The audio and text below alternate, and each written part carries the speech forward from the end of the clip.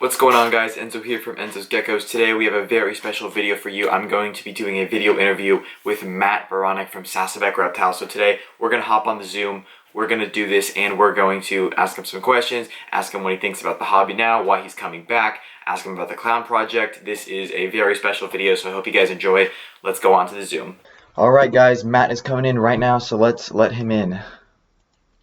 Oh, there we go. Alright, do you want to tilt your camera a little bit? Perfect. This way? Perfect. All right. Perfect. How's it going, Matt? Oh, pretty good. How are you? Good. Just so you know, my camera's down here, like lower on my computer, so if it looks like I'm looking above, it's because the camera's just... All right. So, good. I'm really excited to talk to you. You've been an idol for me for a long time. Well, thank you. Thank you. I'm glad that you watched and all that other stuff. Oh, yeah. I mean, way back in the day. Your videos were really really helpful, and, you know, tons of people love your channel, and it's definitely like the thing that a lot of breeders start with to learn about the gecko stuff, and you know you've got tons of content that is aged really well, that's still useful. So awesome. Well, I appreciate the compliment for sure. Yeah. So I was just wondering, got a couple questions for you. What mainly made you want to come back to the hobbies? What was really driving your return? Well, it's actually kind of weird. I actually had no plans on coming back, honestly. And, you know, I was listening to Evan's podcasts. I'd listened to a couple of them.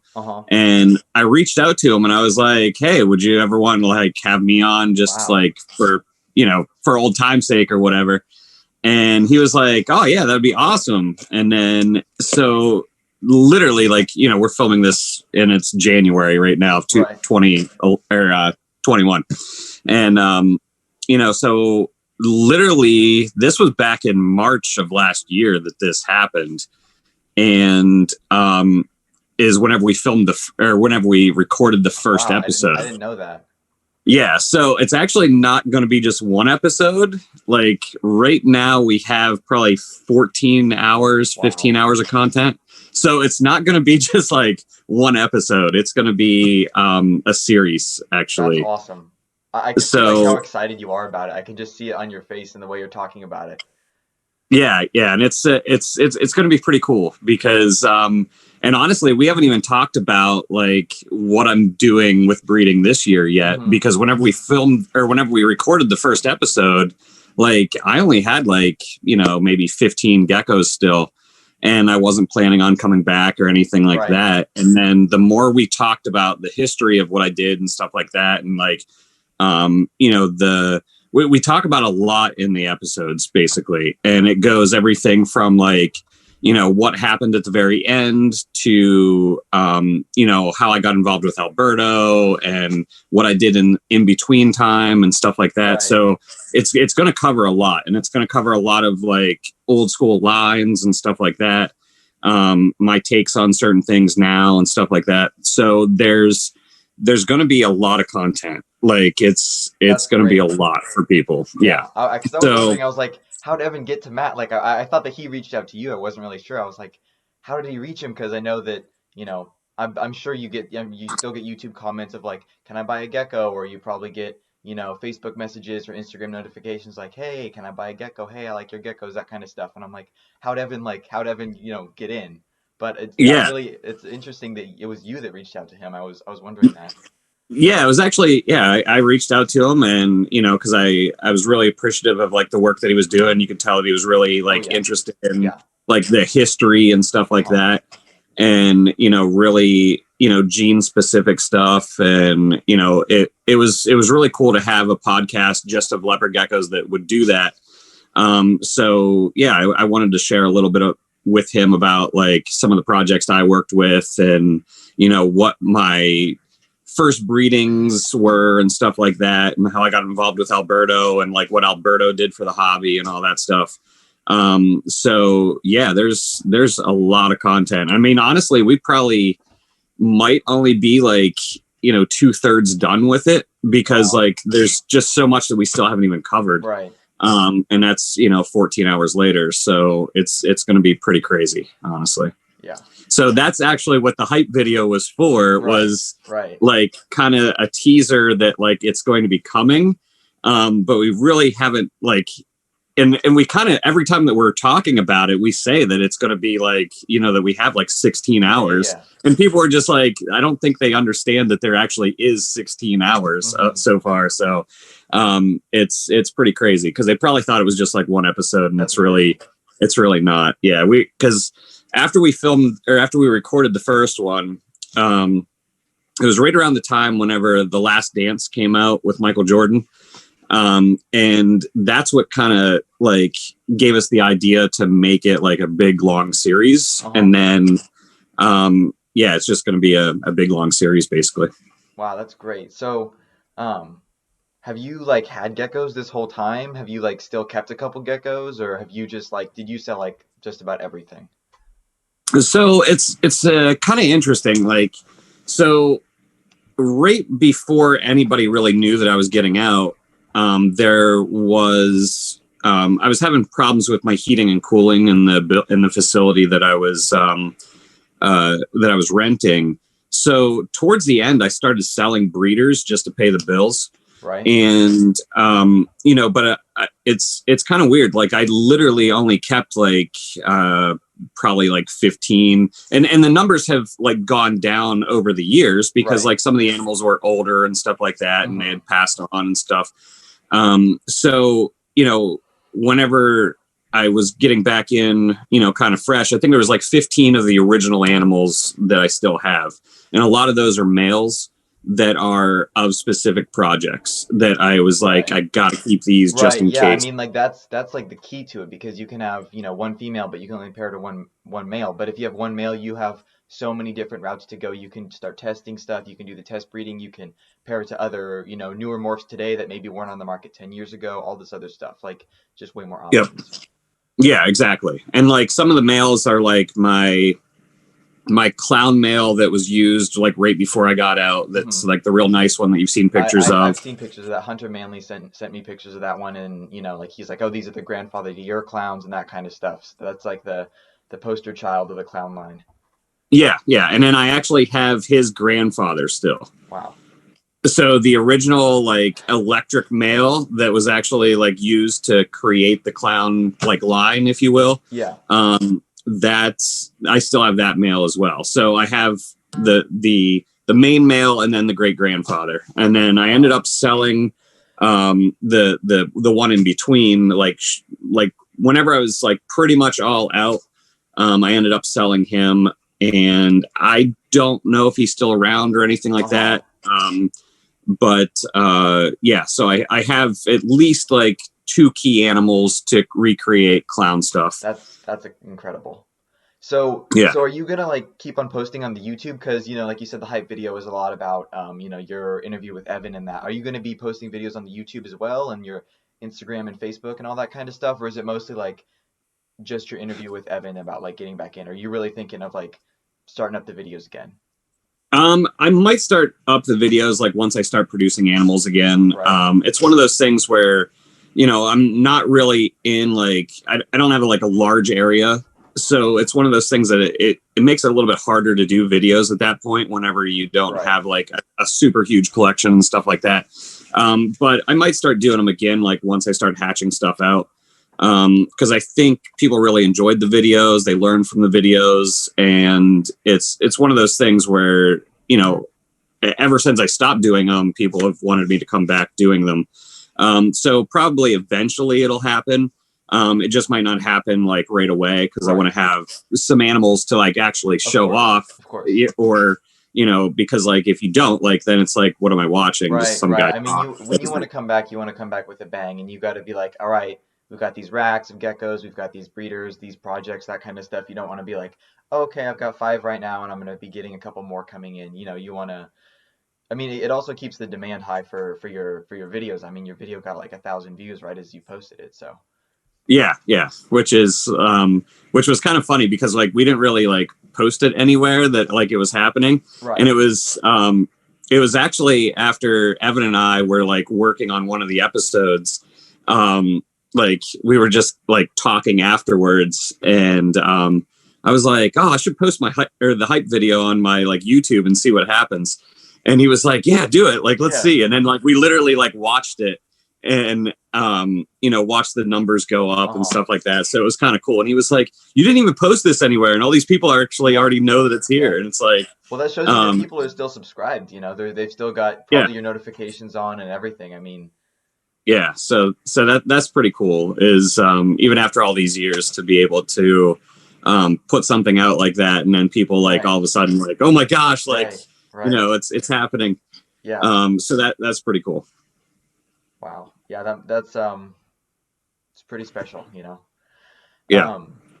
So I know you've uploaded a video about the G project and like how it started, but I just wanted to like ask you about it of like, how did you start the G project? And then like, how did it eventually turn into the clown line? Because, you made the G project video, but you only made like that clown post on Facebook. And that's like where I tried to get as much info as I could, as you saw in my morph history video and through talking to hunters. So it's kind of like a, he said, she said type thing, and not like there's not an abundant amount of information out there about exactly how the clown line started. So I just wanted to hear it from you.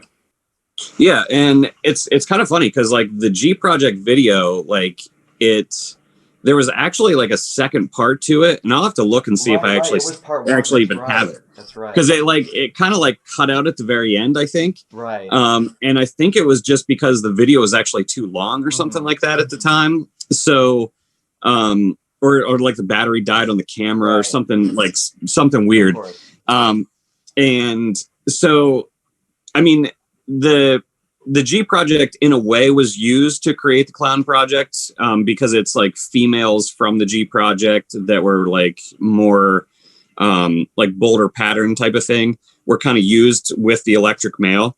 So it's like this weird thing where how I was like breeding and doing line bred project stuff was kind of like I would like have like a main group of females, and then depending on what look I was going for, which my camera's sliding here, is like what male I would use for those. So like if I wanted more carrot tail, I would use that male that you saw, the CT male, and it would produce more carrot tail. If I wanted more of a bolder pattern, I would use like a male that had more of a bolder pattern to it. So the cool part about like the G and clown projects were, depending on what male you put with the females, there were so many polygenetic traits in the females themselves that you could make the babies look a certain way depending on what male you used, basically. So it's like this really weird, it's kind of like back in the day, there was Ron Tremper was like kind of marketing a like this multi-het animal, but it was just kind of like a polygenetic animal, and it was basically like byproducts of the raptor stuff that he was making, kind of thing. And that's kind of what the G project kind of is in a way, is that we had Alberto had the jungle giants, and then he made like his own like aptors, and he added like red stripe to that. And so that kind of stuff was like the founding animals of it. And then whenever we started to strip away the albino, we saw that like the other animals were like still really, really cool, even if they weren't albino. Right. And working with him, I got a lot of that lineage of that stuff that, might not have looked the best to him. Like he kept the better ones, and then he would like pass me ones to produce more animals.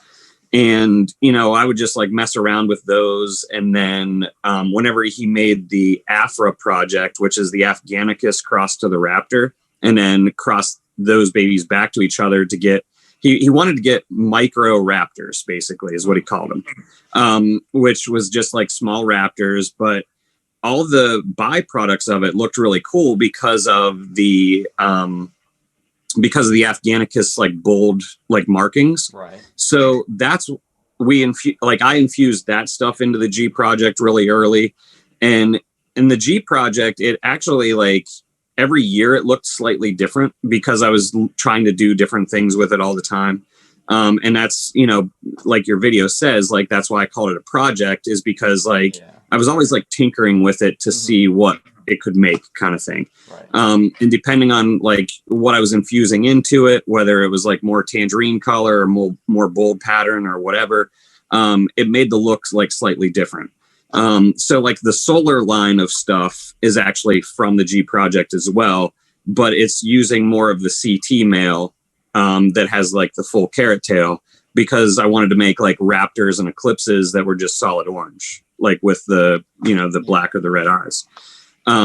So as you can see, just from me talking about that G project type of stuff, like there was so many different like ways that it was going. A lot of different branches, huh? Yeah. So, and that's whenever I started like naming the different branches a little bit and calling them their own projects, like the solar line, for instance. Right. And that's basically what the clown line is it's one of them that I gave a branch of it that I gave a name, but it also has like electric line tangerine in it as well. Right. Yeah, I remember in that post you said it, the clown line is a byproduct of the G project, and I'm sure like you said, you got the solar and the other ones in there too. So they're probably just a bunch of byproducts, and that was just one that you happened to give a good name to and continue on.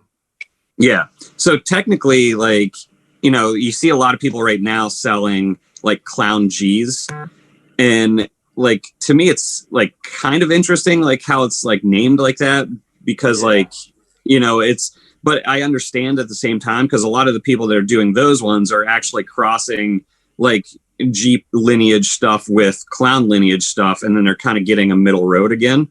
So it's one of those things where now they have to like branch back out to what the original look was supposed to be, if that makes sense. Yeah, so, I see. I think a lot of people I know, because when I first bought my clowns from Hunter Manley, they were just G Project clowns, and Hunter always called them G Project clowns. And then people give them, they drop the G Project part, and they'll just call it a clown, even if it's the same genetics. They'll just call it a clown, and then they'll, want to make it sound cooler, and they get rid of the project part and just add the G. So it's a Clown G or G Clown or G Project Clown or just Clown or whatever it is. So it gets like confusing, because there's no kind of thing. It's like, oh, this is a Tremper. Like if it's a Tremper, it's always a Tremper, and you always call it that, right? But with the clowns, you have different labeling, and it's called different things. It's kind of like Gecko genetics with Mandarin Tangerine. Like they really are the same name. It's just like, rebranded. It's the same type of genetics. So it gets a little bit harder to tell, because if someone sells it as a G Project clown, if I produce G Project clowns, sell them to somebody, and then they post them and say, oh, I picked up this beautiful clown from Enzo, even if like I sold it as a G Project clown, it just gets like mixed up, because there's no real like official name that the market knows. I mean, I'm sure because you're the creator of it, but the market is just kind of confused. Everyone calls it different stuff. I mean, I think even in Ron Jumper's book, he just calls them clowns. I don't think he calls them G Project clowns. So it's did the clowns actually make the new book? Let me get it. It's right here. Holy cow! I didn't even know that there's any pictures of them in it. I don't have the newest book. I have the other two books. I don't think they were yours. He's got like a small section for them back here. Yeah, so jungle clowns he calls them. There's only two pictures right here. But interesting. You got the jungle clowns, as he calls them. And those look like his pictures. Oh, they are, yeah. Interesting. So see, I mean, he still calls them clowns. He says jungle clowns above and below. This morph is highly variable. And that's like just about and that's all the he information says. There. But he doesn't even call them G Project. So it's confusing, because if the real term is to call them the G Project clowns, because you got to remember the G Project lineage, and then that it's a byproduct of the G Project, that's like the full name of it. But tons of people call it different stuff, so it's really and all honestly, like I just call them clowns, because it's from specific like dads, if you will. Like, is there like G Project like females in it? Yeah, absolutely. So it's one of those like weird things where like I said, it's like a branch of like a main project that I was working on, kind of thing. Right. So G, Solar, and Clowns are all different branches of the same project, kind of thing. Right. That makes sense. Yeah, that does. So do you know like around when you turned it into the clown line? Was it like around like 2010 or so, like that you like officially turned it like the clown name, or was it just kind of like it was probably like 2012-ish, I would say. Okay. It was probably like the year or two after I got the electric mail is whenever I kind of like branded them like what that name kind of thing. So yeah, it was probably like 2012, I would say, is whenever around there is whenever I was probably producing the first ones. Right. Yeah, because like you hear like different people say different things about when you can call a gecko a line or your project or its own morph or whatnot. And a lot of people say like 8 years or so, or like 5 years of line breeding. Like there's so many different numbers out there. I mean, you see some people in like Europe who just, they work on a project for a couple years and then they call it like a special type of animal or whatever, or a special line, even if they've only been working on it for a couple years. It's like I was wondering what you thought about that, of what you think when it's like really time for you to call something its own project or morph. Is it when it looks unique from everything else in the market currently? Or like where does that look like for you? Because now the clown line has been around for, around 9 years, but that's only since it was named the clown. That's not even counting before with all the G project stuff. So, all in all, it's really like a 15-year type project. Yeah, and it's like one of these like weird things where like that's another reason why I called it a project, was to give, people an understanding of what lineage it came from, kind of thing. Because like back to like how it was branching off, like each branch had its own kind of lineage, if that makes sense, with like different ingredients of like in different amounts of ingredients. So it was almost like, all right, we're going to call it a project so that you know that it's from like this type of lineage instead of like this type of lineage. So like and that's even back then, it was like, all these people are naming, their own line of things. And I didn't want to name it a line and give it like, this is like, this is it. Because like, even I knew that like there was other ingredients involved that were other lines of people's stuff. So it wasn't, it was more of a, instead of saying, well, this is a Neves, Albi, Hiss, like naming every single breeder that like, on the planet, like is a mixture of all that stuff. Like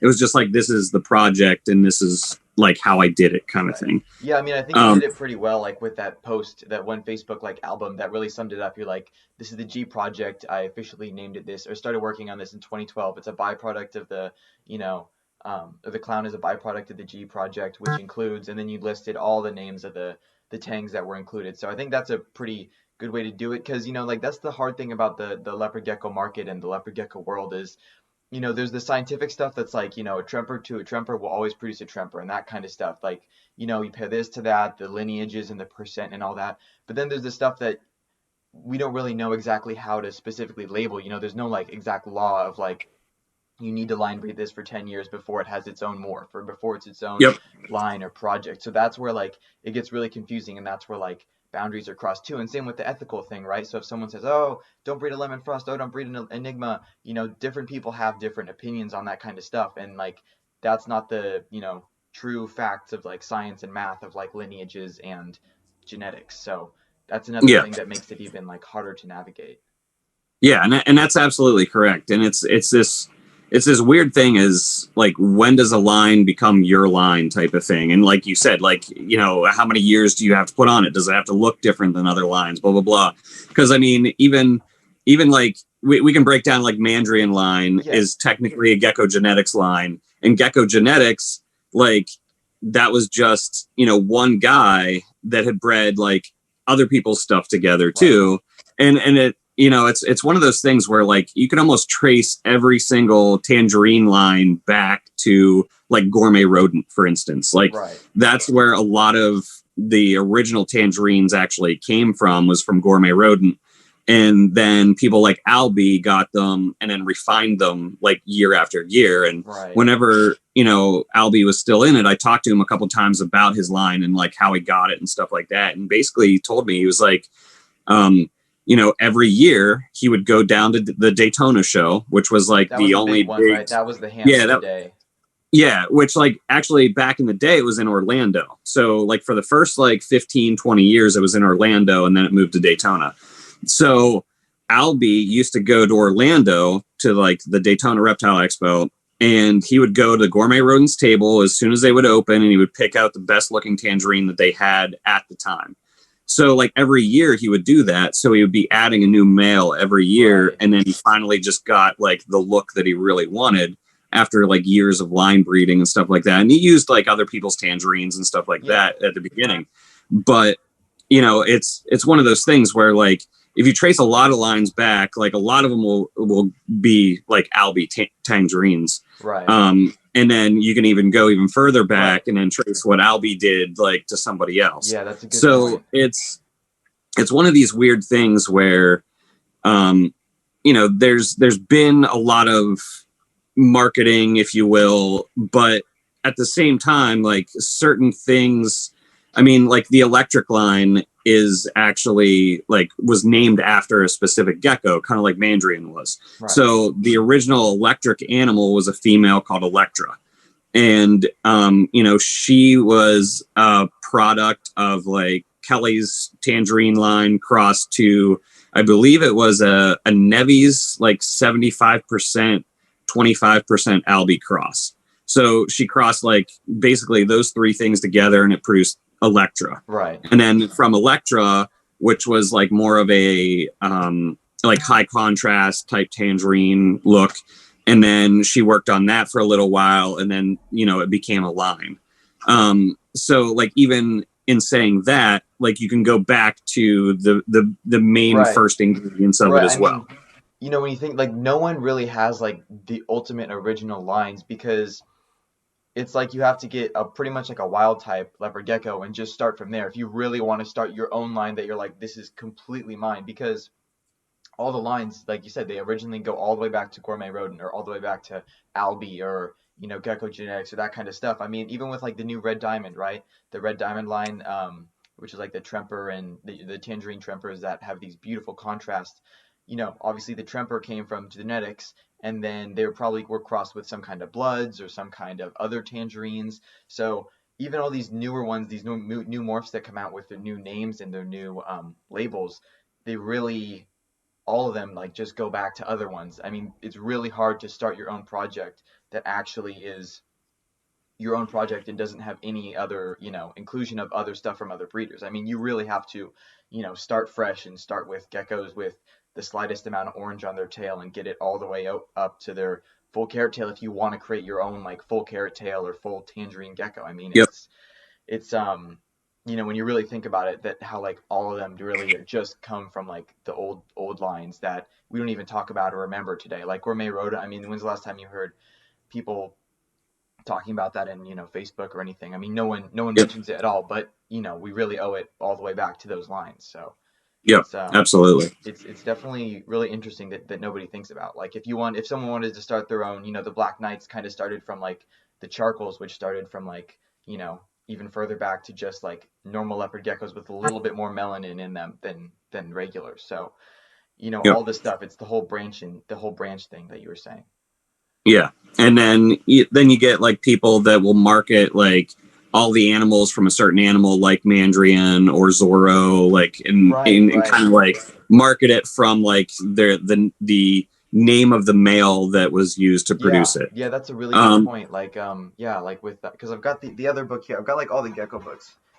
The Leopard Gecko Advisory too, because this has got like the Mandarin the Mandarins and the Zorro Bandit, because you know the Zorro Bandit was just, you know, one of Ron Tremper's bandits that Ray Roner started, you know, line breeding and, you know, named it the Zorro Bandit line, and then that, you know, became his thing. Same with rebranding the Mandarin or the Gecko Genetics into the Mandarin. Yep.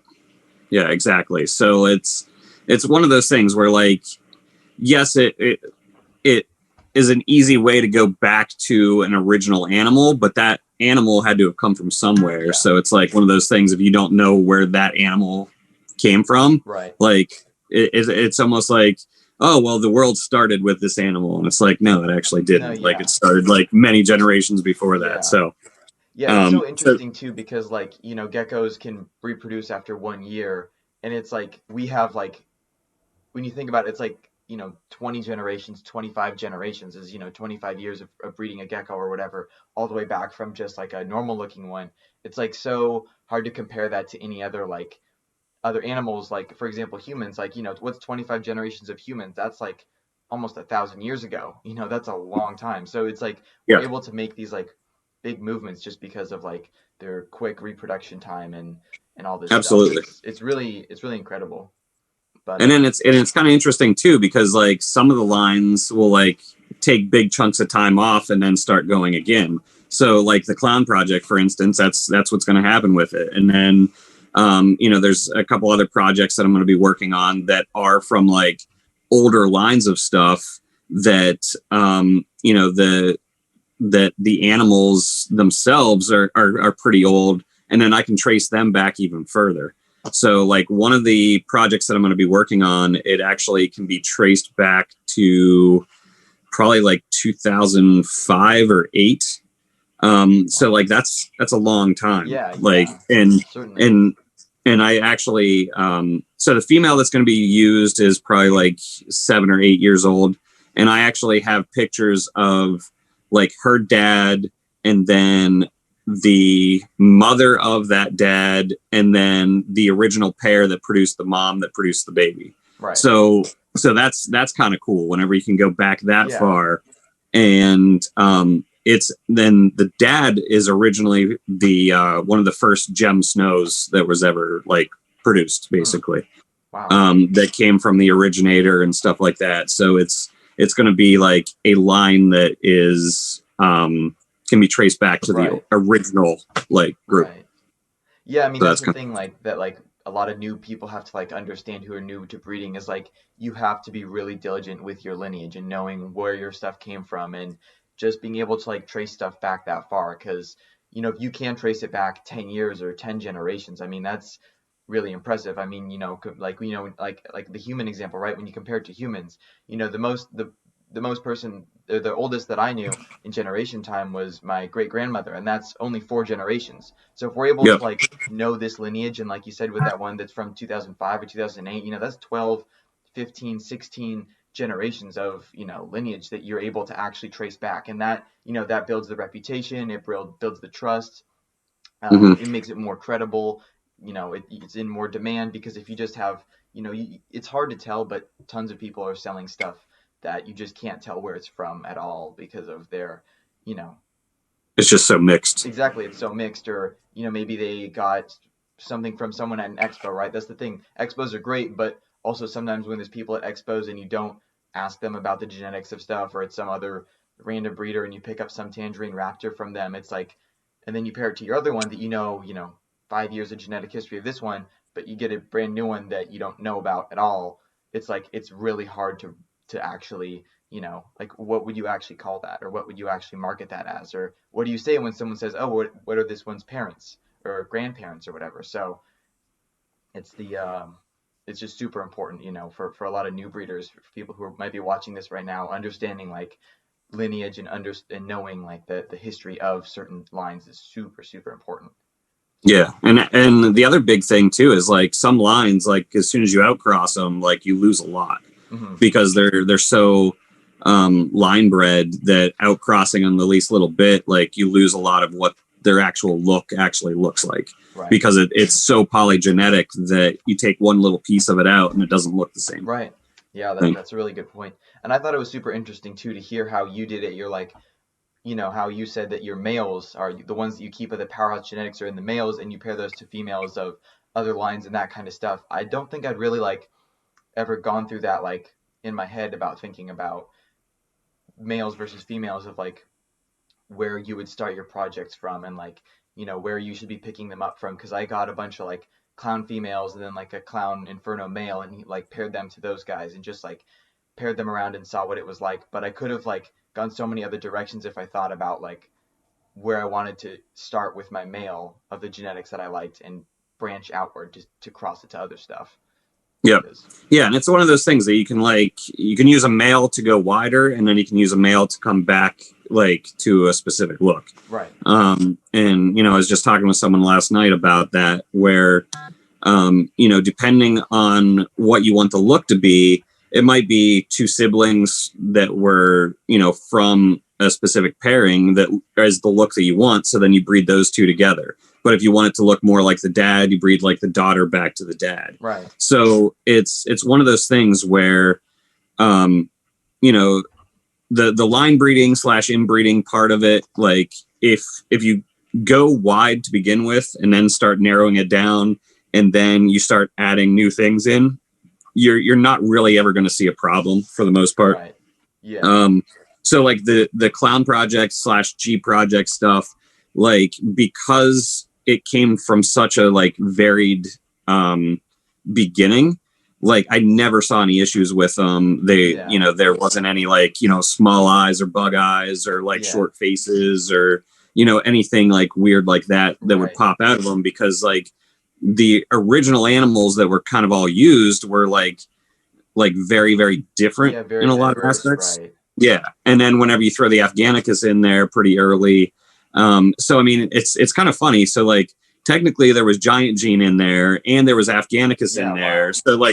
So you actually like produce like back to normal size, not normal size animals, in a lot of aspects. So, and some will get a little bit bigger than others, but, it's one of those things where like I always tried to make the hardiest animal possible, not just like the prettiest looking one, because you want them to be really hardy and stable as well. Of course. And I mean, I think even, to this day, like with like, heavily percentage like clown project or G project animals, they're always like very, very strong. No, yeah, I see they grow well, they tend to be, more on the docile side compared to some other tangerines. They don't really have any fertility issues. I mean, I think I only paired my males to my females.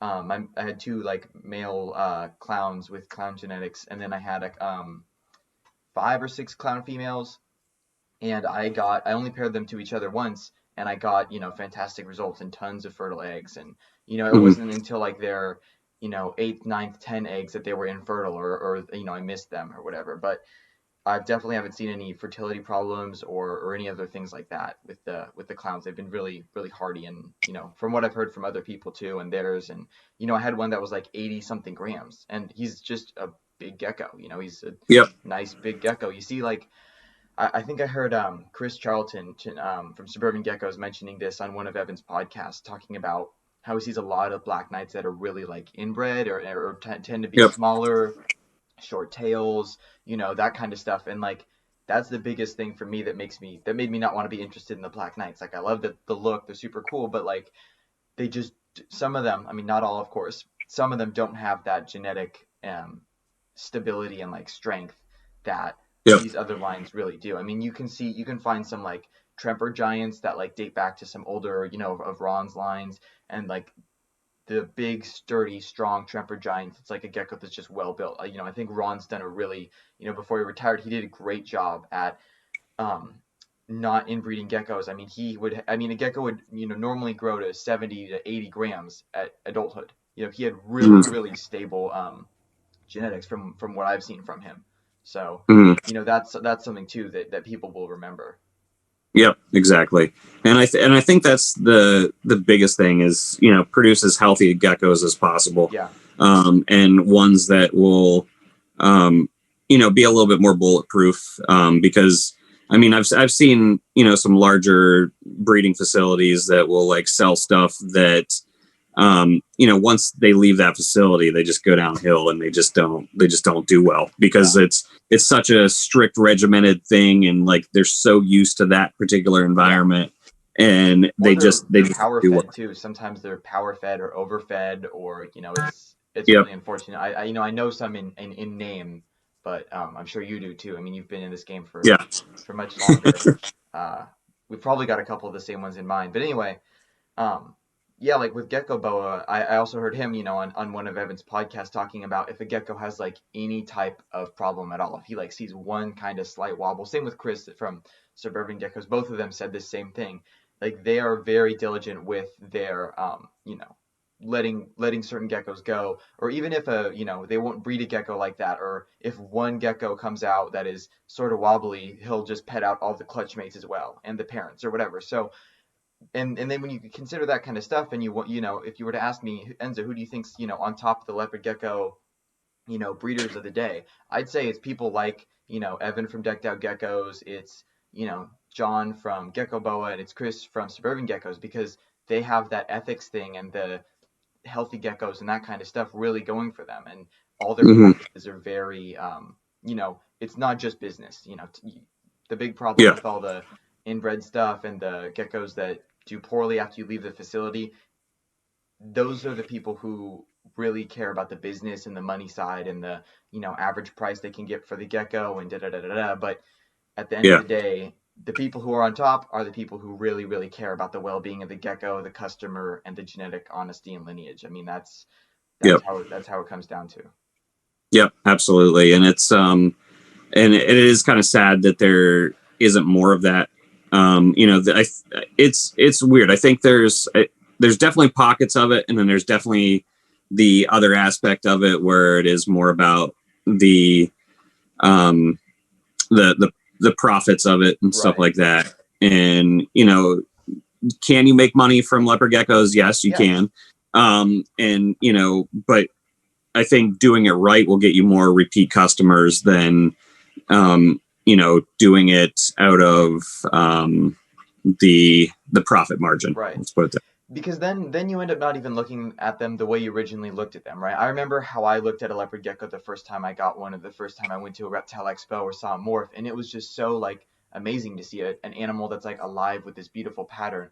And like you want to keep that passion going. You don't want to be like, there's this $300 one, there's that $800 one, there's that $200 one, and like, oh, need to make this, make the money, all that kind of stuff. Like you just see it differently. You see a price on the animals, you see a price on the food, you see a price on the shipping, versus if you're really, really passionate about it and you're, it just makes the biggest difference, in the world. Absolutely. So, yep. I mean, there was one point where I was trying to like, okay, I want to try and get like a good price for my geckos, and try and be like, okay, I think this one's worth, a good $200. I don't want to go anywhere below that. And I did that for a couple weeks, and I realized I just wasn't enjoying it as much as I was when I would be like, you know what, I'll sell this one to you for only 150, or shipping's on me, or something like that. Just being like open-minded about it, and because I mean, these geckos, I don't rely on these geckos to to eat, and I don't rely on these geckos to pay the bills and stuff that some breeders do. So, but I started looking at it completely differently, and I'm like, if you sell them, if you give people certain discounts, or you don't try and get the most amount of money for it, you don't try and have too high of prices. It's like you said, you get repeat customers, you get more reputation, you get a better following, all that kind of stuff. And it just totally, changed it for me. I was like, oh, you really don't need to try and get too much out of it. Of course, you don't want to, create a gecko inflation type thing where you're selling your Black Knights for $100 each, but you can't try and squeeze out every penny out of the animal. It's just not how, You want to do what's fair market value. And then especially to like other customers that have bought like the same thing, you don't want to destroy their market at the same time too, kind of thing. So like it's one of those things that just got to be kind of mindful of the price points of certain things, basically. Yeah, right. You don't want to ruin it for everybody else, because otherwise everyone goes to you and won't buy from anybody else, and cause everybody else's prices too high, and they got to drop them, and then before you know it, everybody has their hands on a rarer gecko. Everyone's producing them. The quality of them decreases because they're crossing it to all this other stuff, or people don't really know the lineage and don't know what they're pairing, and then it turns into this big problem. But yeah, I mean, I was just trying to sell like everything I could for that gecko. Like, hey, this came from mainly geckos, which came from SaSobek, and that was an original whatever, and and like that's why I think it should be worth this much money. And then after I was like, okay, I could cut a little bit of the price off. I want to make sure that people get into this because it's their hobby and it's their passion. If they've been saving up for this one, I'm not gonna get all upset over a $25 price difference. Yeah. So. Yeah, definitely. I was also wondering, like, what you think of the current like gecko market, like where you think all the ties, all the tension is right now, and what you think is going to happen. It's actually really weird. I haven't really looked at it, honestly. I mean, in a way I have, but in a way I haven't. Right.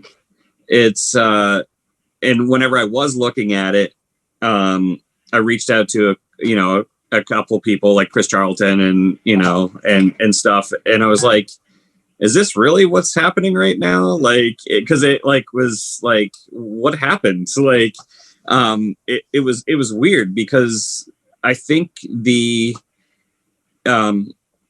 the market has changed a lot in many different ways, for sure. I think that, there was more of a diversity of what was out there before than what there is now.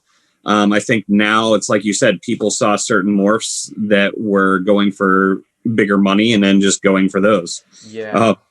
I mean, just in the, the lemon frost thing that like everybody jumped on board, and then the unfortunate like thing that happened with them with like the tumors. Right. And I think that hurt a lot of people from getting into it. Then you get these black knights that everybody jumps in on it. And then you start to see like little issues, like you said. And it's like nobody's really doing, or not a lot of people, I should say, are doing like the diversity and like really trying to like, work on a certain type of look or whatever. It's like, oh, like I want to just produce these black geckos. And it's like, what I don't get is like, the black geckos are cool. Like I'm not like hating on them or anything like that. But even whenever I was working with the black pearl stuff, like I knew that like it only can go so far having a black animal. Right. You know what I mean? Like it just, it's something that you're like, where can I go with this? Right. That's another thing. That's what's so great. Why I like the clown so much is like, you can take it in so many different ways. You can, have a clown line and you can work on one, work on a couple pairs that you want to be really green, maybe one that you want to add some more red in there, one that you want to make more bold, there's so many different possibilities you can go with that kind of stuff. And that's like one of the most attractive things to me when I'm looking at which gecko I want to get into. I was like, whoa, these clowns, you can go so many different ways. I mean, there's so many different things you compare them to. With the black knights, you're like, there's just not too much. I mean, we've seen black. Have you seen the albino black knights? I have seen pictures of like certain ones. Yeah, it's just like more of like a brown one. It's just kind of like it's definitely cool, but then it's also like the whole thing of like, where can you go? It just makes it like difficult. That's kind of like the roadblock thing. I mean, I absolutely, kudos to everybody who'd been working on that for a long time. The people in Europe and like the Netherlands, I believe, where it originated and all that, to see their project go from, a slightly melanistic gecko to an all black one. That's great for them. Their end goal was definitely in mind and made it all the way through. But to where it is today, it's like, it's harder to take that somewhere else.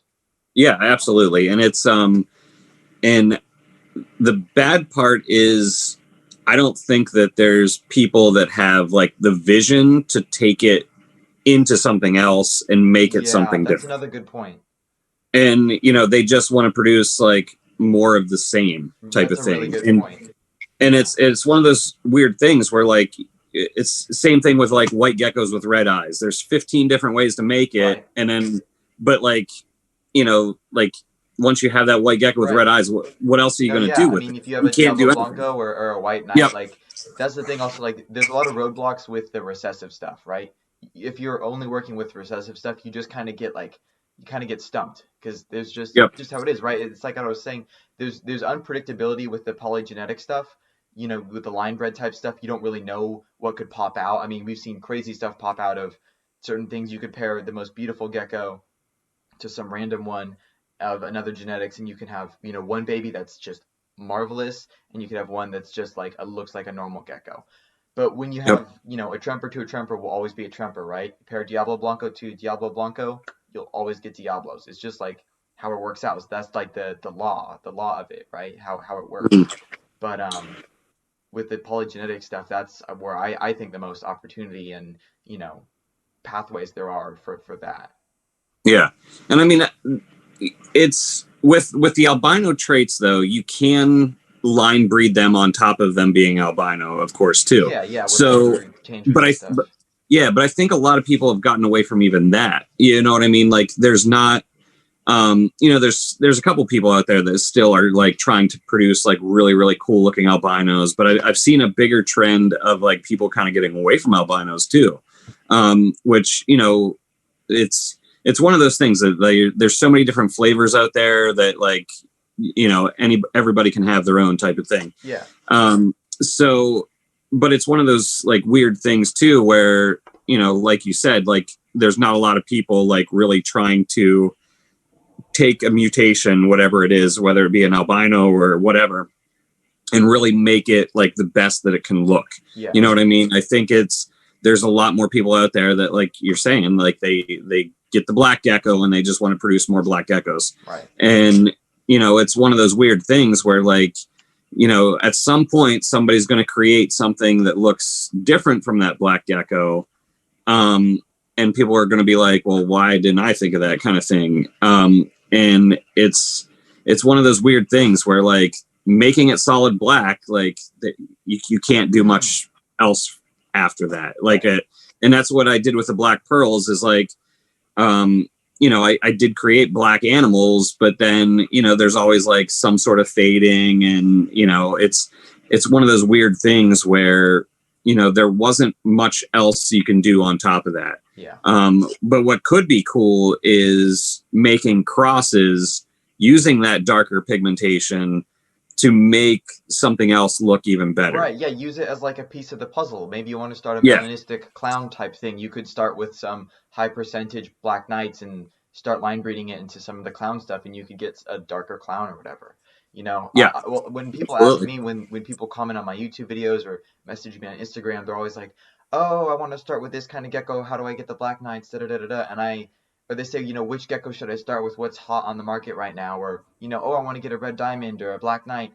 And I just say, you know, my advice is do what you like, right? Buy what you like and what you want to breed and what you're happy about. Don't buy the expensive stuff that you don't like, the stuff that's hot right now, because it probably won't be tomorrow. And all this other things that people just like want to hop. I mean, like, people want to hop on the bandwagon for. Yep. And Evan actually posted this the other day. He feels like I'm, you know, partially responsible for I'm not sure how to say this, renewing the interest in the clown line and, you know, popularizing it again after it was kind of like an old line or like a dead line that there weren't many of. And, you know, I didn't do that because I thought that everyone else was into them, and I was like, okay, I'm going to hop on this. I was super interested in them, and I love them. And I talked to people and told them about the lineage of the clowns. I told them about your, you know, involvement in them, Hunter, all these other people. And, like, I really was so interested in it and so passionate about it. And then, you know, somehow it sparked, and by me creating YouTube videos and stuff, that other people got interested in it too. And now it's, you know, probably one of the top lines right now. I mean, everybody has one, or everyone, you know, knows a breeder with one. But, you know, that wasn't really my intent. My intent was just to, you know, show people the beauty of a certain morph that I actually found a lot of interest in. Yeah. And it's first of all, I got to thank you for, like, making them popular again. Seeing that I'm coming back into this, and then we'll see what we can do with some interesting things I'm working on right now. Yeah. So, and that's going to be the fun part. Is like I had said at the beginning of this, that, you know, I had about 15 geckos left, and it's already back up to about 100 of them. Nice. So it's I got to thank my friend Scott from Texas. You know, he started talking to me a little bit about, like, leopard geckos, and I was saying how I was thinking about getting back into it and stuff like that. And, like, you know, I was like, hey, can you send me a couple of animals, blah, blah, blah. And he was like, how about this? How about I work, like, and this is him talking. He wants to work on all the subspecies and species. And he was like, how about I send you all my colorful stuff, and then you can just do whatever with it. And I was like, deal, let's do that. So it's going to be pretty cool, because he is one of those people that, like, once he has something, he just kind of breeds that together for, like, ever. Yeah. So a lot of his stuff is very, very old lines of stuff. So it's almost going to be like starting over from scratch. Yeah. And then, so, like, he's got pure atomics that don't have anything in them whatsoever, because he's the one that actually was the originator of the atomic line. That's really rare. That's yeah. Rare. So the atomic line is actually his tangerine line from, like, the late 90s, and he was working on it back then. And then one Daytona show, I want to say in, like, 2008 or 9, he picked up some tangerines from a place called Masterpiece Gecko that they had, like, really, really nice tangerines. And then he infused those into his line of tangerines. And that's, you know, after a few years, like finally, like he sent me a couple pictures. He's like, hey, what do you think these should sell for? And I'm like, holy they're like awesome. Yeah. So he was like, oh, really? Like, I didn't even know. I was just selling them at the local show for like $30. And I'm like, dude, those are like $300 animals. Like, what are you doing? And he was like, oh, I didn't even know. So that's whenever like I helped him like kind of market his line and stuff like that. And then started like showing that line off to people and stuff. So like his line of that can be traced back many, many years. And I got a pretty good sized group of those. He has the atomic rain stuff, which his rainwaters actually can be traced back to like rainwater himself. So he has some of like the original like rainwater albinos that were infused into the atomic line. And then like, so the atomic rains, I'll probably produce some of those this year too. And then I had sent him animals like years ago, probably like 2011 or 12. And I sent him a radar, a G project, an Albie animal directly from Albie. And he crossed all that stuff into like the pure atomics and then made lines of all that stuff. So I have G atomics, I have Albie atomics, and I actually have atomic radars, which are pretty sick actually. So those are all here now. And those are going to be infused into different things. Because like I said, he kept all of those lines. Like once he made the line, he just kept like a pair or like a trio and then just kind of kept a baby every couple years, to infuse like back into itself. And then he's got some typhoon animals, that I'm going to be working with. There are, what else is there? Oh, Funky Jungles, which are like an old school line of stuff. That those are going to be really cool. And like the first step in what I'm doing as far as breeding goes is actually to prove out that my clown male is actually het free. Which, judging by what people have done with my clown project, I'm pretty sure that my male is actually het free. So he is going to raptors first. He's already bred to an apter, and then he just bred to a raptor. So it's nice that those eggs will come early so that I'll be able to like kind of test breed him like right off the bat. So I'm going to breed him to the clown male to Tremper stuff. He's going to go to Funky Jungle Bells, which like putting that crazy two patterns together, it might create something just totally out of control. So they'll produce some like het bells? Yeah. So this generation will be het bell. And then the next generation, which will be 2022, that's going to be the big year for a lot of the crosses. Right. Yeah. A lot of stuff takes like a couple years to get going. Like it just, you know, I mean, if people are, you know, watching right now and understanding the het type stuff and how that works, like it does take some time to get things in, to get the recessive genes into your lines and or get them out too. It takes some time to definitely out. It takes longer to get them out than it does to get them in. Let's put it that way. It takes a long time to get them out. Right. So that's kind of the goal is like this year, I probably won't sell too much. A lot of it's getting held back. There's probably going to be like 60-ish females that'll breed this year. So I'll hold a lot of the babies back from that. And then next year it will be doing some of the crosses back to each other, or like crossing it back to the original clown male. I mean, there's going to be gem snow clowns, which I'm really excited for that. That sounds awesome. So I've actually produced them before I got out. I know. I saw an old post from Hunter Manley's Instagram, or not Instagram, his Facebook, and it was a gem clown. And I was like, oh. Which I don't know whatever happened to that animal. That was one of two. That was one of two males that I had, and I kept one and I sold him one, and like it just disappeared, and I don't know whatever happened to him. But those would have been cool babies, like because the boldening of the pattern, because like so the animal that I just got back recently is a gem snow bold stripe that throws crazy stuff.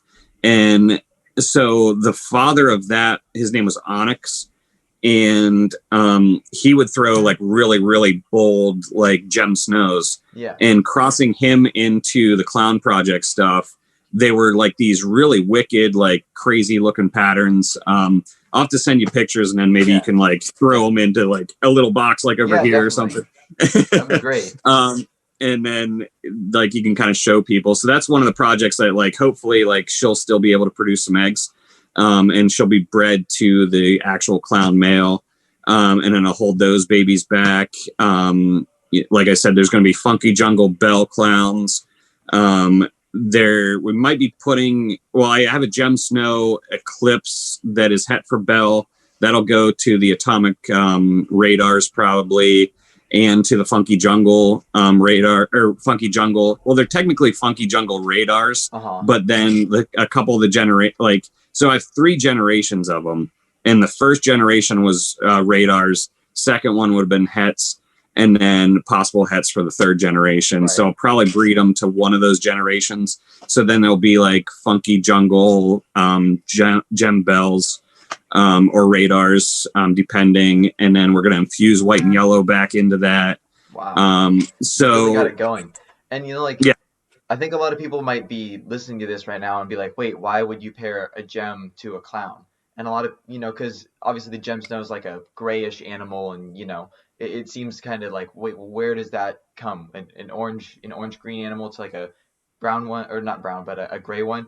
Well, it's because of the pattern. And if you pair gem snow, it's a 50% chance the babies won't be a gem snow. So you still get that beautiful gem snow pattern without the actual gem snow gene, right? Yeah. That's the idea, is you can get these crazy cool bold patterns into a clown. So the clown would be like a kind of like a gem cross, and it would still have those clown genetics, and it would also have the pattern from the gem. So, for whoever's watching this right now and doesn't quite understand how that works, like, it's not all about the actual clowns that have the gem gene in them as well, that are visual gems. It's about like, because it's not really a het, that's not the right way to say it, but it carries the gem look.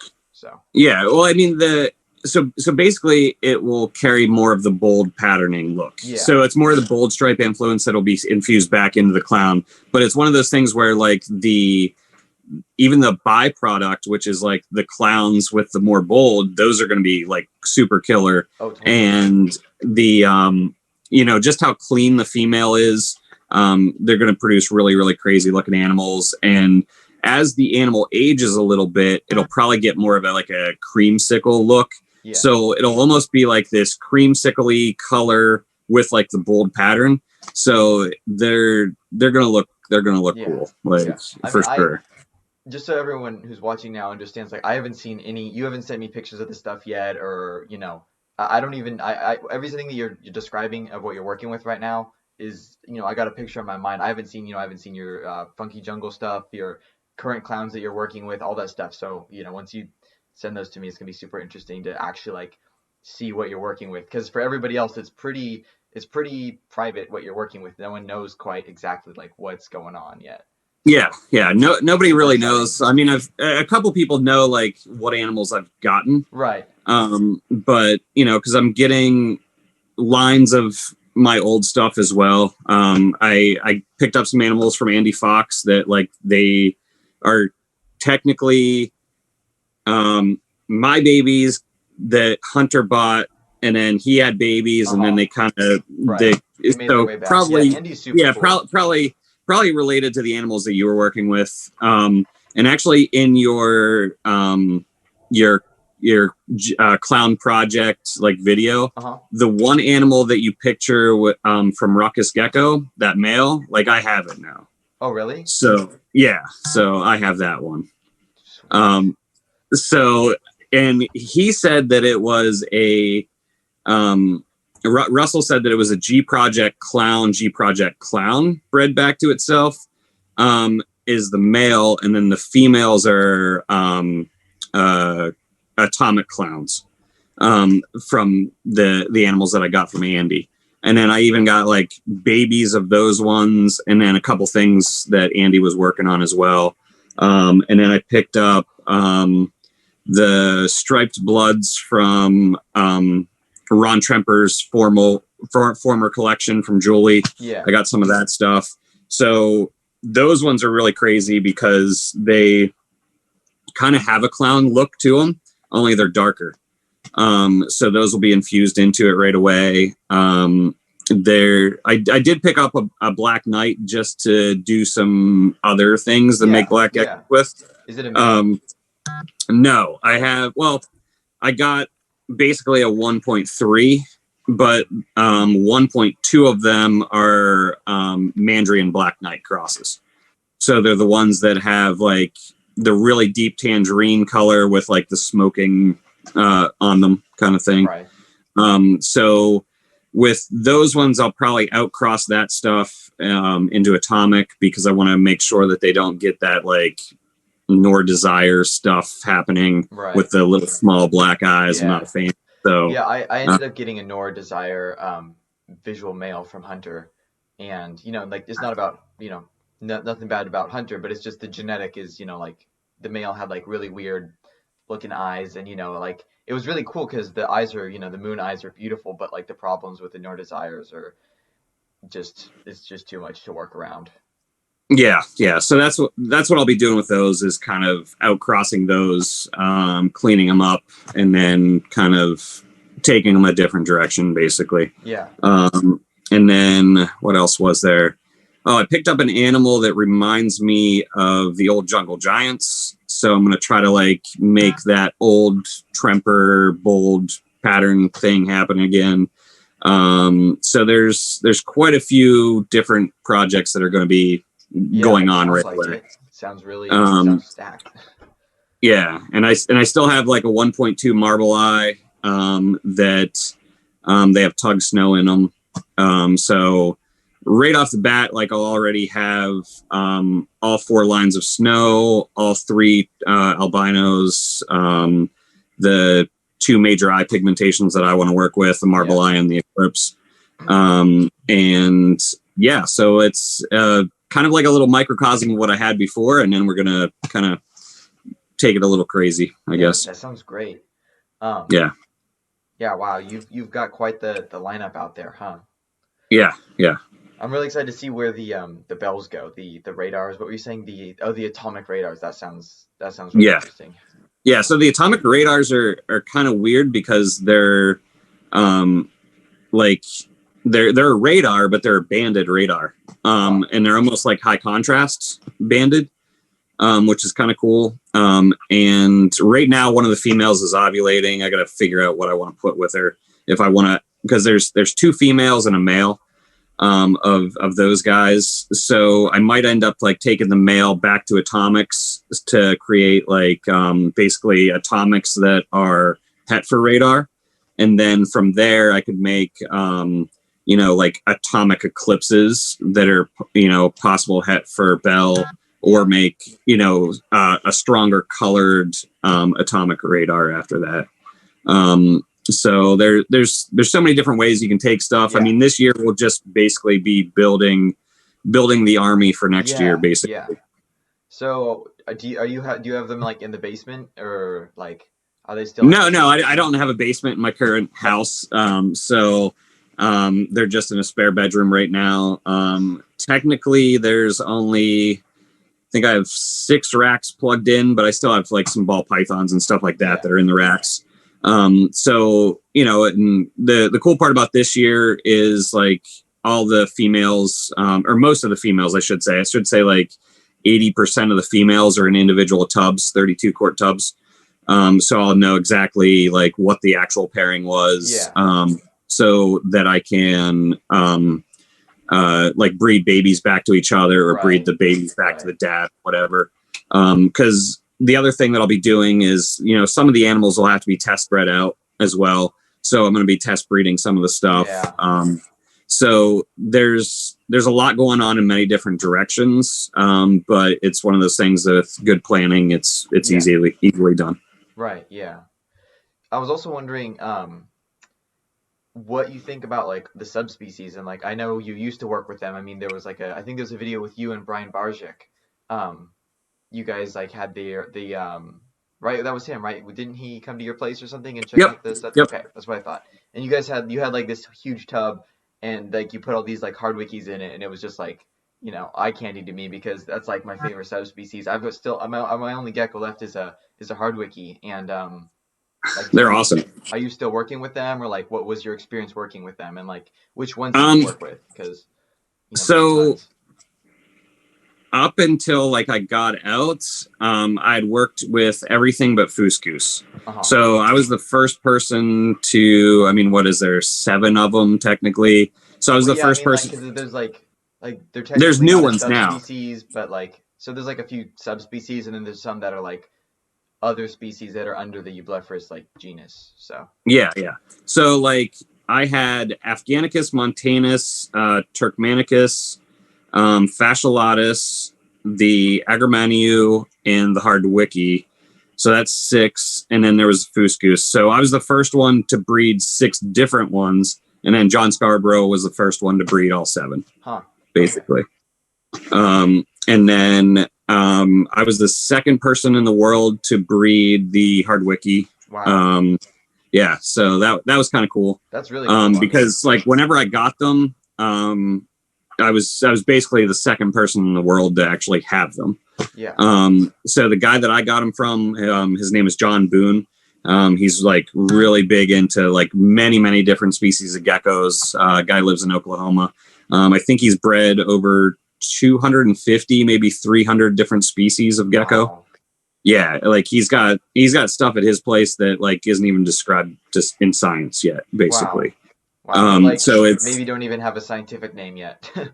I mean, yeah, technically, because like he's the type of person that people that like whenever like Fish and Game or like people get their stuff confiscated at the airport, like he's like one of the people that they call and be like, what is this, like right, like you want it, like type of thing.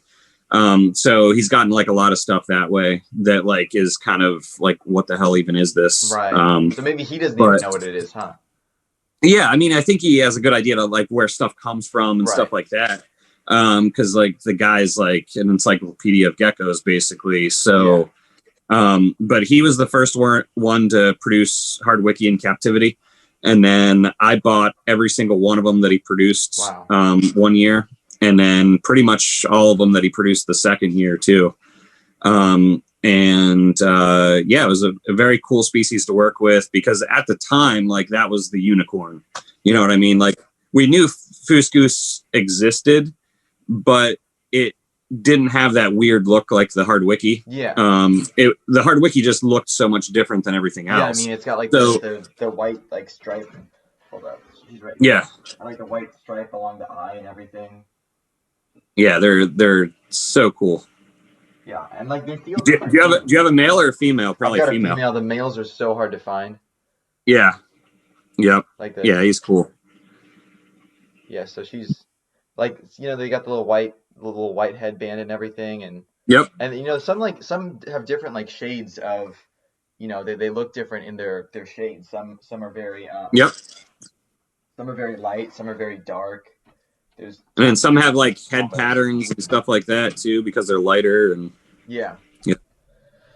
Wow, so I did not know that you were like the second person to be working with those. I mean, I know that like 20 years ago they just weren't even they were only in India, and it seems like now like they're more popular. So so before John Boone actually started working with them, there was only like 2 pictures of them. Yeah. Like that's all there was. Like I don't think I can find a single image of a wild Hardwickie. Like I think if you look up wild Hardwickie, like you will have a hard time finding images of them. So the only 2 images that ever existed before John Boone are actually in the eyelash gecko book. Yeah. And I think one is kind of like set up to look like it was in its natural environment type of thing. It probably was actually taken in the wild. But yeah, like he was, so the story kind of goes that he was over at Ham and, a guy that, was a well-known person to get stuff from the wild, came up to him and basically like went like this with a bag. Wow. And John was like, let's step outside. Wow. And, that's how he got them basically. Wow. And, it's a really cool story. So like technically mine were like the first captive bred ones, right. As well.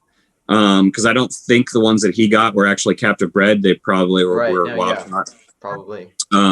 So, my original animals were the ones that were the first captive bred ones, wow. In the country, which is kind of cool. And, so how I started getting them was I got 3 off the bat and the rest of them were like kind of too small or just hatching. So he sent me 3 first and, I was growing those up. They were really, really cool. And then he went to send me, I want to say like 3 or 4 more. I think it was 4. And I was like super excited. I was like, yes, that'll be awesome. Like I'll have 7 of them. Like it'll be amazing. And I got the box in and all 4 of them were dead in the box. Man, and I was just like, I've not sent a gecko to anybody or received one dead before. Like that's so it was in the summer and they got too hot. And we think that it was because of the box that he used. So he didn't use like a normal gecko shipping box. He used one of those like 2-piece boxes that kind of can like seal a little bit. Right. And what we think is that the box like actually got set outside. And then once it got too hot, like it wasn't the type of box that could like breathe. Right, it couldn't cool down. So like it just stayed hot. Dang. The whole time and they died. So from those ones dying, what I actually did was, because, what am I going to do with these dead ones? I actually was living in State College at the time, right where Penn State is. And there was a guy at the college that was actually doing, kind of genetic testing on a bunch of different animals. And like his main thing was like anoles in the Caribbean, because there's many different species of anoles and stuff. Those Cuban anoles and all those ones down there. Yeah. So I actually went to him and I was like, hey, like, these are super, super rare. Like nobody has these in the country, basically. Would you like one for like your collection, like fix it and, have it for your collection? And he said yes. And I was like, I was like, basically, like I said, I'll let you have one if you fix the other ones for me so that I can have them preserved. Yeah. And he agreed, and I had the other ones fixed, and kept, I think I kept one and gave one to John Boone, if I'm not mistaken, because he wanted one too. Yeah. And then the guy at the college kept one. Yeah. So there might have only been 3. But I might have 2 fixed. I'm not sure. They're probably in a box somewhere. Yeah. So, but it sucked because at the time they were $1,500 a piece unsexed. Oh. Wow. So that was a box that was like $6,000 that was dead. So that sucked. But John was super cool, and he replaced them for me, no charge. Yeah. So it worked out, and then.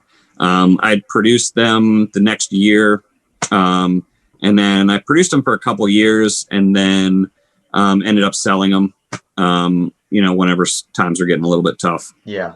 What was your observation with temperature sex determination of them? Did it seem like pretty close to random? Like, how did you incubate them? Would you put some for 90 and some for 80, or did you just throw them all in one incubator and So I kept the majority of them at a middle range because I didn't think that they really liked it that hot. I think 90 degrees probably would have probably almost killed the eggs, honestly. Yeah. Because they are a more of a cooler, animal. So I want to say that I was hatching them maybe in the 85 degree incubator, and I hatched a couple males, but I don't know. If I did anything different or anything like that. Yeah. Because it seems like they're super hard to get males now. Yeah. But it might be one of those things where, because I know like some other gecko species, like the giant day geckos, like it's hard to get males to, and it's because you basically have to during the day warm them up and then cool them back off at night. So there's like I mean, there's some reptiles that are really hard to breed in captivity just because of that's the way they're the way that they incubate in the wild is really warm temperatures during the day and colder temperatures at night. And because for leopard geckos, their eggs are buried underground, so the temperature doesn't really change that much, right? But I guess for something like a day gecko, they'd probably just be laying them somewhere in a tree where during the day it's hot, during the night it's cold. So I never really thought about that. So, that might be a way to incubate for males is just like have like a temperature bump like up a degree or two during the day and then back down. It's one of those things that, I should get some Hardwickie and just, try it and see, super cool. see what it is. Cause honestly, they're my favorite species, and then probably Afghanicus is my favorite subspecies, I would say. Yeah, I don't have any experience with any of the subspecies. I don't think I've even like seen one.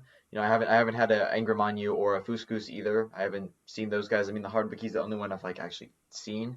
But I'd be really interested to check out some of the subspecies. I think Afghanicus is probably the most like involved one in the geckos. I mean, you definitely see those crossed with more things, and I like the way that they look too. So yeah, and I think it's one of those things where it's easy to tell that they're like crossed into something, and that's probably more of why people like do it because it's more of an actually see a difference, right? That makes sense. Yeah, because I get that now. Yeah, because like the original Fasciolatus that I got, which were like the first Fasciolatus ever in the United States. Same thing with the Afghanicus. Right. The Turkmenicus were the first ones in the United States too. Montanus, I was the first one with those. So the Fasciolatus, the original ones, had like a lavender bands on them, kind of. So I crossed those originally into a lot of my bell line stuff, like right off the bat to make more of that lav bell look. Right. So, a lot of my original bell stuff and, even going forward, because I never really added a whole lot of bell after that. Like that was my main, the main tree trunk of bell stuff was those like lavender bell, like outcrossed to Fasciolatus. So, whenever I first started breeding, a lot of stuff was outcrossed to subspecies like right away. Yeah. So that's probably another reason why my lines were, they were probably stronger than most, I would say. Yeah, that makes a lot of sense. Like what temperature did you keep your Hardwickies at, like the warm side? So typically what I would do is I would put them in the bottom part of my rack. They would have access to probably like 88 degrees, I would say, but then the front was cooler. Right. And then the lay box was, it was halfway on the heat and the in the cool side, which like a lot of times they would just lay in there, honestly. Mm-hmm. I think that they definitely need like higher humidity and slightly cooler. Yeah. But it actually, like a tank like you have would probably be the best way to keep them so you could really see what they're trying to get at, type of deal. Yeah, mine sits in the cold hide all day long. Like really? When I just took her out and I held her, she was pretty cold, and I put her in the warm hide. I mean, like she doesn't really go in the warm hide that much, and the warm hide for me is only like 85 degrees, like, and she doesn't really even go in there that often. So I definitely think that she likes the humidity and the coolness a lot more. So these guys might even be reverse incubation where like the males have to be like cooler. Yeah, I guess no one's thought about that. Yeah, because I think it's there's one species of reptile. It actually might even be crocodilians that like it's the males are cooler. Yeah, that's like one of them it's flipped. Yeah. Because I think in turtles it's still like the hot boys and cool girls type of thing. Yeah. But I think there are some reptile species where it's actually reversed. Yeah, it's interesting. Yeah, I was Yeah. just asking for my sake because I mean, you've kept, many more hard wikis than I have, so I was like, oh, just want to make sure I'm doing something right. Yeah. Well, I mean, it's one of those things where like, you know, mine might not be like the greatest experience because like I was one of the original people. Right. Yeah, I So mean, that's it's a good point. You so look at, like yeah, I was just doing what I thought they could right. handle basically. So Yeah. Did you have any other like any questions for me about like my experience with working on stuff or anything? Like, I was wondering if you wanted to ask me anything. I mean, what was your like favorite thing about the clown project?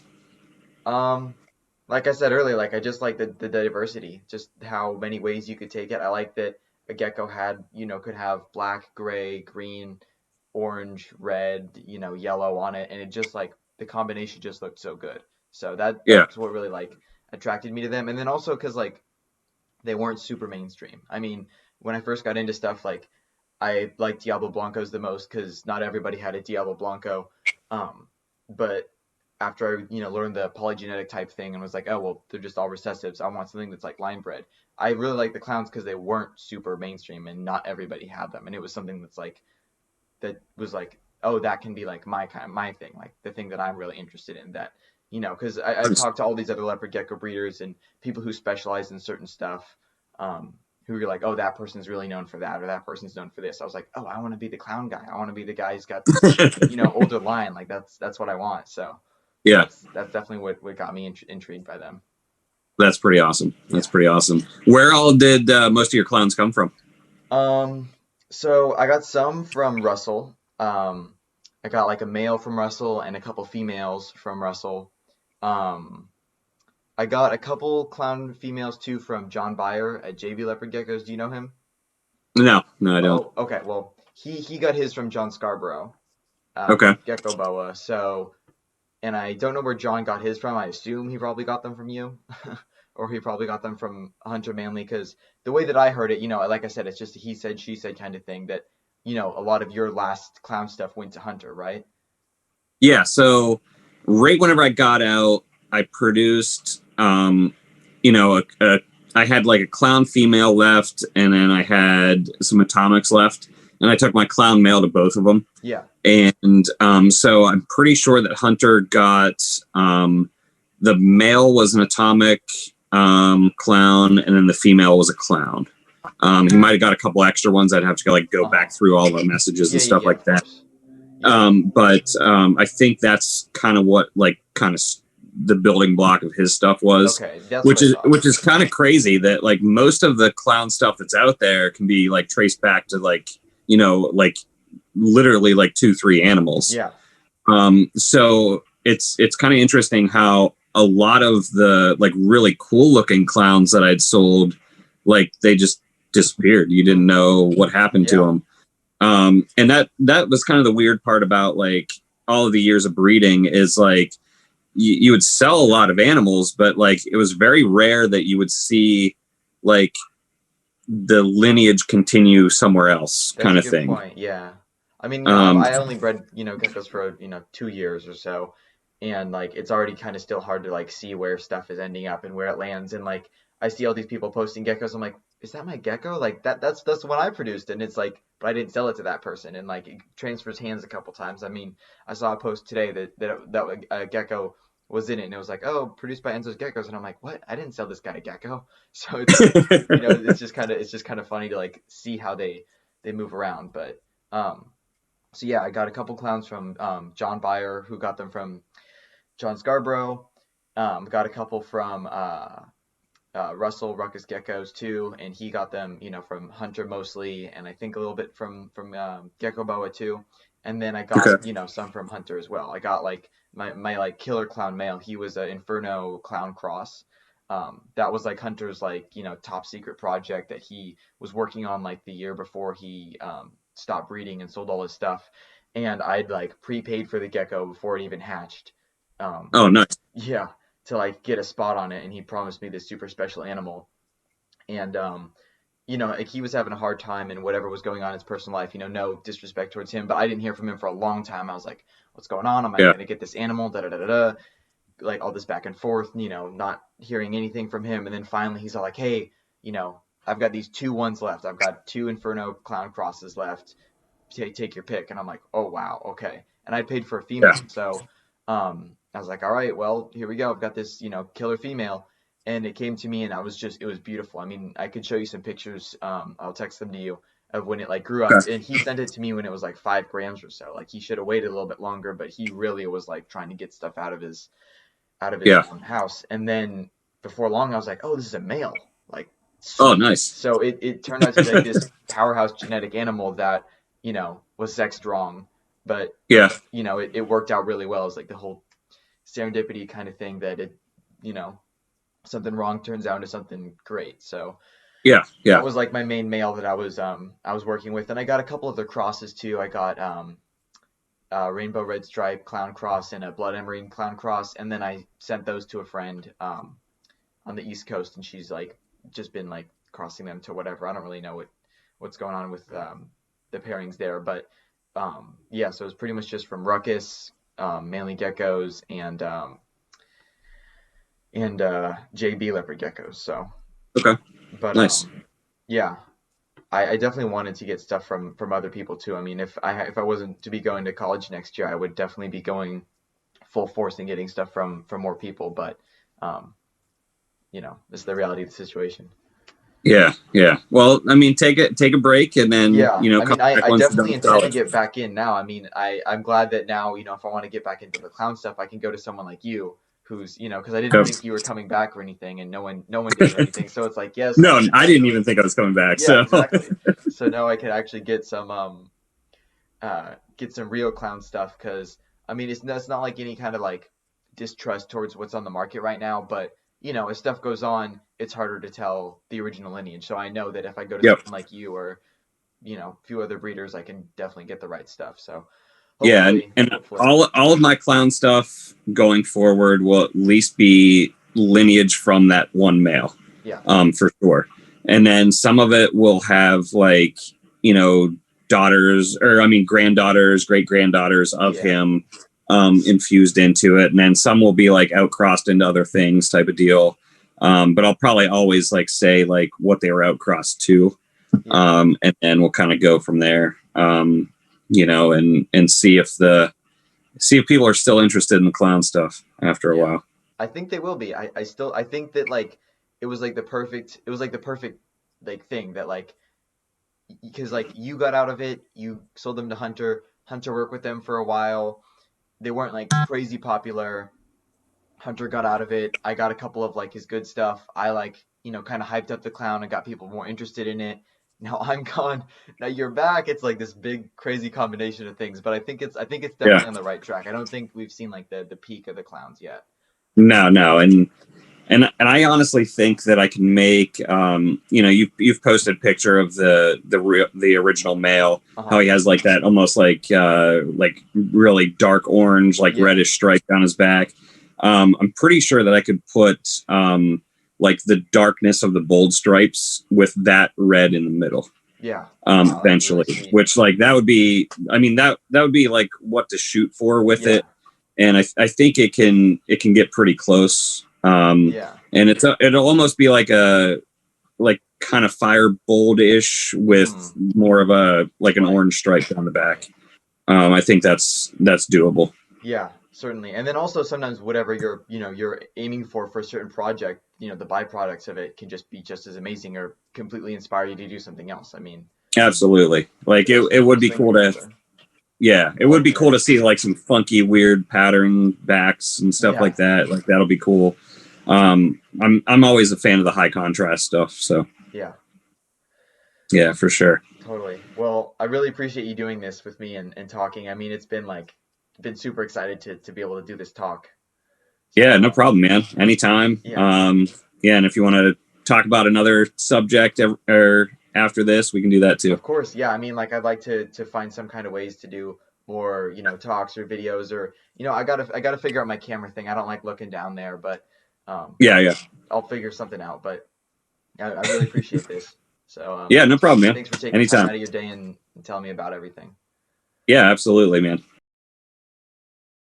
Yeah, and it was actually Evan and I were just talking about this last night. It was like, imagine if I never would have left, like what stuff like I'd be able to be producing like right now, because like I literally like showed him, some of the lineage and how it like advanced so quickly, and he was like you did that in 3 or 4 years. Like, what would have happened if like you didn't take like 7 years off? Like, totally. you know what I mean? Like, it would have been craziness, I think. So, yeah, it'll be interesting to see what I can produce from the animals that I have. But actually, hold on. Let me see if I can. Can I? Oh, are you still there? Yeah. Okay, hold on. I'm gonna send you. All right, where are we at on Zoom here? Okay. I think I can. There we go. All right. So I just sent you. Now we can have a reaction video of you looking at. Okay. Oh boy. It's loading. Oh my God. What is that? So those are actually clown gem bolts. Oh my gosh. Those were the original 2 that I produced back in like 2014 or 15, I think. Goodness. Maybe 16. So they look cool, right? That's amazing. That's incredible. Yeah, so they look pretty sick. Wow. So yeah, hopefully we can reproduce those again. Wow, I literally just can't stop looking at them. Like, they still have like so much like brightness and like pop to them. Yeah. Jeez. And that was just first generation. So that wasn't like wasn't. Evan has such a good point. Like, there's quite a lot to, if you had stayed in it, like, who knows where that project could be now. Yeah. Wow. And it kind of sucks because like I ended up like I had I said, I kept one and then I sold the one to Hunter, and the one that I had, I never bred him. And then like he ended up dying like I want to say like a year or 2 ago. And I never got to breed him. And like even whenever he was older, like he was still like that like really bold like pattern look to him. I mean, they always look better as like that age right there. Right. But like he would have been cool to use because like even if I would have bred him to like clown females. He's like he's the starting point. Dang. That's why like I was always like, I wonder what happened to that other male that like Hunter had, and if he ever bred it. Because like imagine if he would have like no idea. And I think he always thought that it wasn't anything. Like it wouldn't be like anything cool. Right. But like that animal would have produced fucking screamers. Yeah. Like it would have been craziness. So yeah, it's pretty awesome. She's like climbing into the hide now. Like I took her out of the cold hide, moved her to the warm side, and she sat there for like 10 minutes and is climbing right back into the cold hide. Yeah, she just wants to be cold. I guess so. I mean, that's I have a lot of different species right now too, and like seeing how some of them want to be like, I have like emerald tree boas that like they actually don't like it really hot. Like they actually would rather be like in a cooler environment type of thing. And they actually same thing with a lot of like my green tree pythons too. Like once they eat, they'll go up towards the heat, but then they like migrate back down to where it's a little bit cooler. Interesting. Yeah. Yeah. So. All right. Well, thank you so much for doing this with me, and we'll definitely get some time in soon again to like do some kind of talk or about something Absolutely, else. man. I mean, we dug deep into the clowns today, but there's still plenty of other stuff to know about. Like you said, there's hours and hours and hours of content. So I appreciate it. Yeah, no problem, man. All right. We'll talk to you later. Yeah. You have a good day. All right. You too. All right. Bye.